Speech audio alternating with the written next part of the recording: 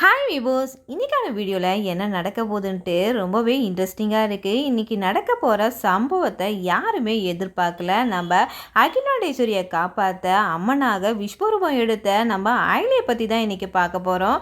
வீடியோவை ஸ்கிப் பண்ணாமல் பாருங்கள். வாங்க வீடியோக்குள்ளே போகலாம்.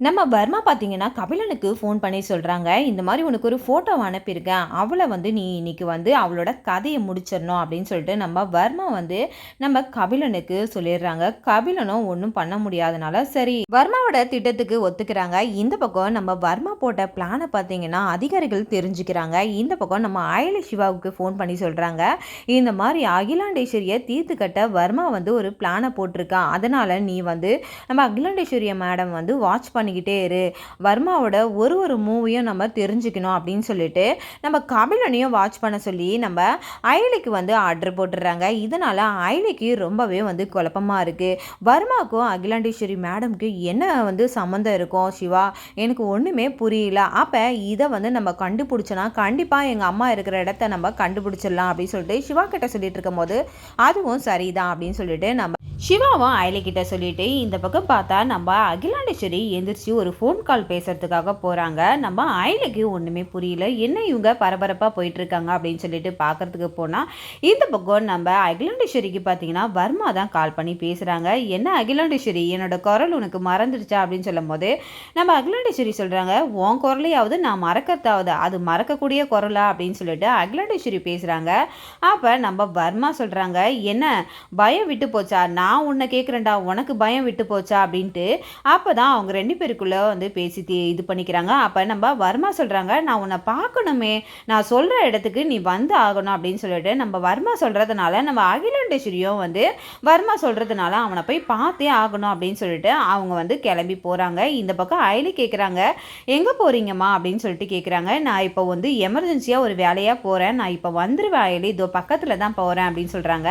இல்லை நான் அவங்க கூட வரேன் அப்படின்னு சொல்லிட்டு நம்ம ஆயிலி நம்ம அகிலாண்டேஸ்வரி கிட்ட போகிறதுக்காக இது பண்ணுறாங்க. அகிலாண்டேஸ்வரி இல்லை வேண்டாம், நீ அங்கே வந்தினா உனக்கு அங்கே பிரச்சனை தான் ஏற்படும், அதனால நீ வேண்டாம் ஆயிலி அப்படின்னு சொல்கிறாங்க. நம்ம ஆயிலி சொல்கிறத கேட்காம அகிலாண்டேஸ்வரிக்கு நான் வந்து தான் அவன் சொல்கிறத அகிலாண்டேஸ்வரியும் நம்ம அயலியை கூட்டிகிட்டு போயிடுறாங்க. ஆனால் கூட்டிகிட்டு போனவங்க பார்த்தீங்கன்னா, நீ இங்கே நில்லு, நான் உள்ளே போய் பேசிட்டு வரேன் அப்படின்னு சொல்லிட்டு போகிறாங்க. போனால் நம்ம கபிலன் நம்ம அகிலாண்டேஸ்வரியை குறி வைக்கிறதுக்காக காத்துட்ருக்காங்க. இந்த பக்கம் நம்ம கபிலன் பார்த்தீங்கன்னா நம்ம அயலியை பார்த்துடுறாங்க. இவன் இங்கே வந்திருக்கா அப்படின்னு சொல்லிட்டு நம்ம கபிலனுக்கு ஒரு பக்கம் சந்தேகம் வருது. இருந்தாலும் பரவாயில்ல, இந்த அம்மாவை போட்டு தள்ளும் போது கண்டிப்பாக இந்த அயலியும் நம்ம போட்டு தள்ளிடணும், அப்போ தான் நம்மளுக்கு சந்தோஷம், இந்த அயல் இருக்கிற வரைக்கும் நம்மளுக்கு நிம்மதியே இல்லை வீட்டில் அப்படின்னு சொல்லிட்டு ஒரு பக்கம் நம்ம கபிலன் யோசிச்சுட்டு இருக்க நேரத்தில் நம்ம அகிலாண்டேஸ்வரி வராங்க. வந்ததுக்கப்புறம் பார்த்தீங்கன்னா நம்ம கபிலன் என்ன பண்ணுறாங்கன்னா, நம்ம அகிலாண்டேஸ்வரியோட தலையில் அவங்க கையில் வச்சுருக்க ஒரு பொருளை வச்சு மிரட்டுறாங்க.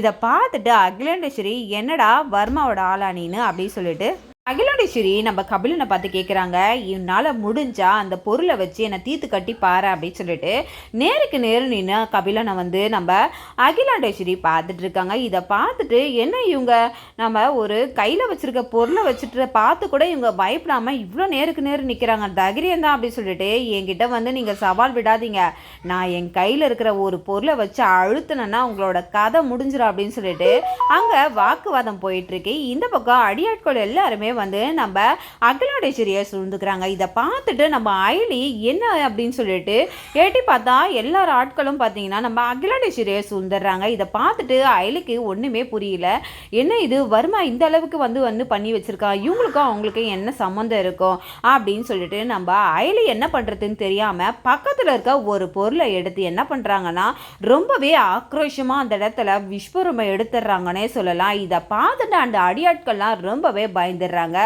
எல்லாரையும் நம்ம அயலி ரொம்பவே மாசா எல்லாரையும் டிஷ்யூம் பண்ணிடுறாங்க.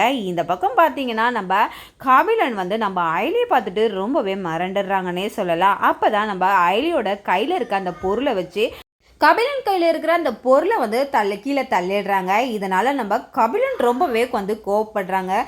எப்போ பார்த்தாலும் என்னோட வழியில் நீ குறுக்கிட்டுட்டே இருக்க, நான் உன்னை இந்த வாட்டி சும்மா விட மாட்டேன்னு சொல்லிட்டு அயலி கிட்ட ஃபைட் பண்ண ஆரம்பிக்கிறாங்க. நம்ம அயலியும் வந்து நம்ம கபிலன் கூட சும்மா மாசாக வந்து நம்ம அயலி வந்து டிஷ்ஷும் பண்ணுறாங்கன்னே சொல்லலாம். இந்த பக்கம் பார்த்தீங்கன்னா இதெல்லாம் பார்த்துட்டு நம்ம அகிலாண்டேஸ்வரி ரொம்பவே வந்து சந்தோஷப்படுறாங்க. அவங்களுக்கு என்னன்னா நம்ம அர்ச்சனாவையே பார்த்த மாதிரி இருக்குது.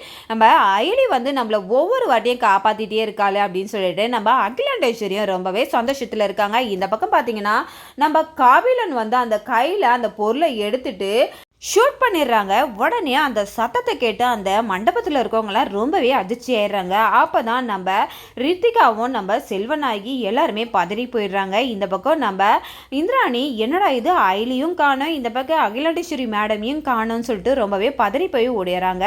இந்த பக்கம் பார்த்தீங்கன்னா நம்ம செல்வநாயகி வந்து ரித்திகா கிட்ட போய் சொல்கிறாங்க, இந்த மாதிரி வந்து நம்ம கபிலனையும் காணும் அப்படின்னு சொல்லும் போது நம்ம ரித்திகாவுக்கு இல்லை, இந்த பக்கம் வந்து கன் ஷூட் வரை கேட்குது, என்ன ஆச்சுன்னே தெரியலையே அப்படின்னு சொல்லிட்டு ஒரு பக்கம் ரொம்பவே பதட்டமாக எல்லாருமே வந்து பக்கத்தில் வந்து நெருங்கி வராங்க. இந்த பக்கம் நம்ம இந்திராணியும் ரொம்பவே பயத்தோடு வராங்க. அங்கே வந்து பார்த்தா நம்ம அயலியோட ரூபத்தை பார்த்துட்டு எல்லாருமே மறண்டு போயிடுறாங்க.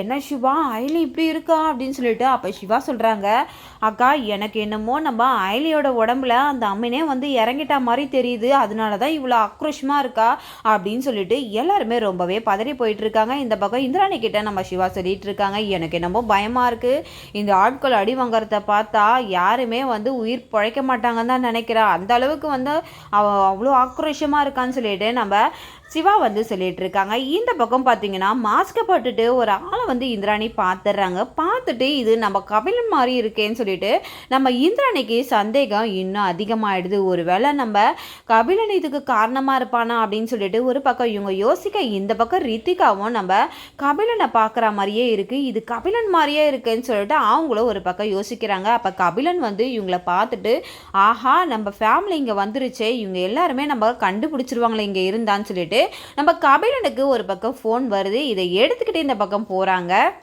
அப்போ பார்த்தீங்கன்னா நம்ம வர்மா தான் கபிலனுக்கு ஃபோன் பண்ணி பேசுகிறாங்க. என்ன கபிலா, போன காரியம் எப்படி முடிஞ்சிருச்சா அப்படின்னு கேட்கும்போது, இல்லை வர்மா, இந்த மாதிரி அந்த வயலி வந்து தடுத்துட்டா, என்னால் ஒன்றுமே பண்ண முடியல அப்படின்னு சொல்லும் போது, உனக்கு சொல்ல இதெல்லாம் அசிங்கமாக இல்லையாடா, கிட்ட ஒரு காரியத்தை கொடுத்தா என்னைக்காவது உருப்படியாக செஞ்சுருக்கியா, இந்த விஷயத்தையாச்சும் நான் உருப்படியாக நீ செய்வேன்னு நினச்சா இந்த காரியத்தையும் சொதப்பிட்டு வந்து நிற்கிறியே, எப்போ பார்த்தாலும் ஏதாவது ஒரு காரணத்தை சொல்லி நீ வந்து அதிலேருந்து விலகி போகிறத தான் கண்டி ஒரு காரியத்தை எதையாவது உருப்படியாக முடிச்சிருக்கியான்ட்டு வர்மா வந்து நம்ம கபிலனை கண்ணா அப்படின்னா திட்டுறாங்க. இதை கேட்டுட்டு நம்ம அயலி மேலே நம்ம கபிலனுக்கு ரொம்பவே கோபம் வருது. இவன் மட்டும் வராமல் இருந்திருந்தா இவங்களோட கதையை நான் இப்போவே முடிச்சிருப்பேன், இவன் வந்து இந்த கதையை முடிச்சிட்டாலே அயலி மேலே நம்ம கபிலனுக்கு ரொம்பவே கோபம் வருது. இந்த பக்கம் பார்த்தீங்கன்னா ரித்திகா நம்ம கபிலன் ஃபோன் பேசிக்கிறத பார்த்துடுறாங்க. என்ன கபிலன் எங்கே போனேன் அப்படின்னு சொல்லிட்டு நம்ம கபிலன் கிட்ட ரொம்பவே கோபத்தை காட்டுறாங்க. நான் எவ்வளோ பயந்துட்டேன் தெரியுமா, அந்த கன் ஷூட் கேட்ட உடனே உனக்கு ஏதோ ஆயிடுச்சோன்ற ஒரு பதட்டம் எனக்கு எவ்வளோ இருந்தது தெரியுமா அப்படின்னு சொல்லிட்டு நம்ம ரித்திகா ஒரு பக்கம் கபிலன் கிட்ட பேசிட்டு இருக்காங்க. இந்த பக்கம் நம்ம இந்திராணிக்கு சரி வாங்க அப்படின்னு சொல்லிட்டு நம்ம அயலியும் கூட்டிகிட்டு போயிடுறாங்க. கூட்டிகிட்டு போனதுக்கப்புறம் அயலி கேட்குறாங்க, என்ன நடந்துச்சாங்க, எனக்கு ஒரு மாதிரி டயர்டாக இருக்குது அப்படின்னு சொல்லும் போது, இல்லை உன் உடம்புல வந்து சாமி வந்துருச்சு, அதனால தான் நீ ரொம்பவே ஆக்ரோஷமாக ஆயிட்ட அப்படின்னும் போது, அப்படியா சிவா அப்படின்னு கேட்குறாங்க. இந்த பக்கம் நம்ம அகிலாண்டேஸ்வரி கிட்ட கேட்குறாங்க, நீங்கள் எங்கே போனீங்க அப்படின்னு சொல்லிட்டு.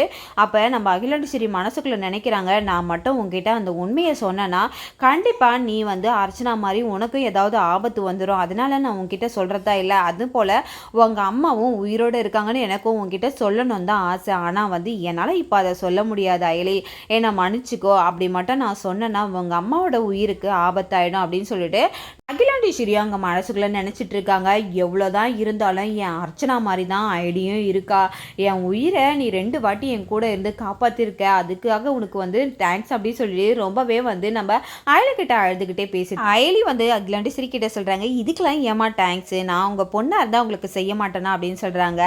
இதோட பார்த்தீங்கன்னா இந்த ரிவ்யூ முடியுது. நாளைக்கான ரிவ்யூவில் என்ன நடக்குதுன்னு பார்க்கறதுக்கு முன்னாடி இந்த ரிவ்யூ உங்களுக்கு பிடிச்சிருந்தா மறக்காமல் உங்களோட கமெண்ட்களை என்னோட கமெண்ட் பாக்ஸில் தெரிவிங்க.